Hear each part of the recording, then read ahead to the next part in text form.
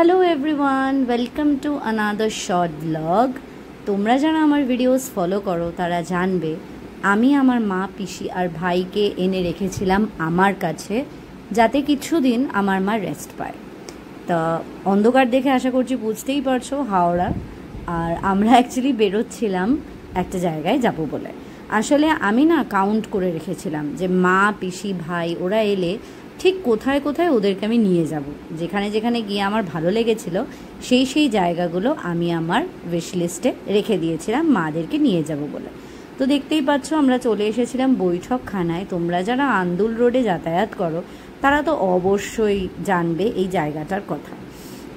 একদম হাঁসখালি পোলের পাশেই জায়গাটা, ভীষণ ফটোজেনিক। অলরেডি আমরা এসেছিলাম এখানে একবার, আর এটার একটা ভিডিও আমার কিন্তু চ্যানেলে করা রয়েছে। তোমরা যারা দেখতে চাও সেই ভিডিওটা কিন্তু গিয়ে ঝটপট দেখে আসতে পারো।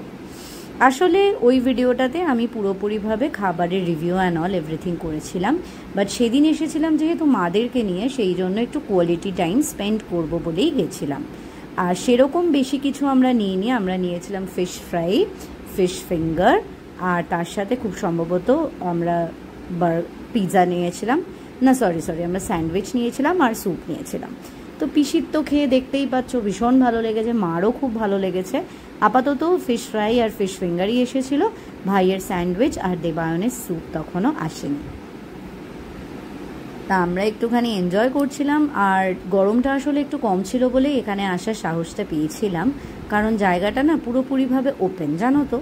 এবার ওপেন হওয়ার জন্য কি হয়, যদি খুব গরম থাকে এসি না থাকার কারণে প্রচণ্ড গরম লাগবে, সেই জন্য খুব গরমে এই জায়গাটা অ্যাভয়েড করাই ভালো। আমি তোমাদেরকে ফিশ ফিঙ্গারের ভেতরে মাছের স্টাফিংটা দেখাচ্ছিলাম, বেশ ভরপুর কিন্তু ফিশ ছিল। বাট সত্যি কথা বলতে আমার কিন্তু ফিশ ফ্রাইয়ের চেয়ে ফিশ ফিঙ্গারটাই ভালো লাগছিল বেশি। সেই জন্য দেখো আমি মায়ের থেকে নিয়ে কিন্তু বারবার ট্রাই করছিলাম। কেন জানি না আমার ফিশ ফ্রাইটা খুব একটা বেশি ভালো লাগেনি, মানে আমার কীরকম যেন একটু গন্ধ লেগেছিল।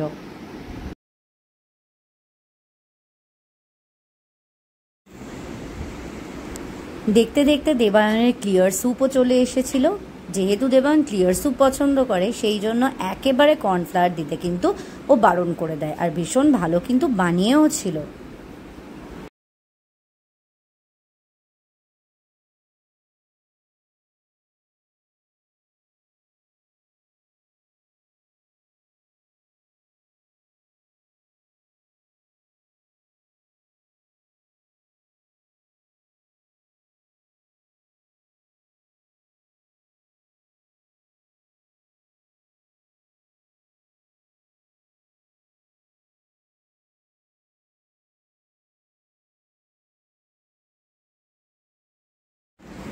তারপর কিন্তু কিছুক্ষণের মধ্যেই চলে এসেছিল ভাইয়ের স্যান্ডউইচ, আর স্যান্ডউইচের সাইজটা জাস্ট দেখো।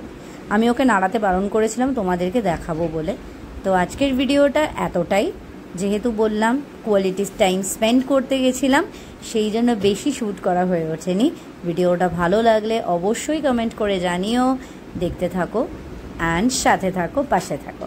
দেখা হবে খুব তাড়াতাড়ি পরের একটা ভিডিওতে। Till then by.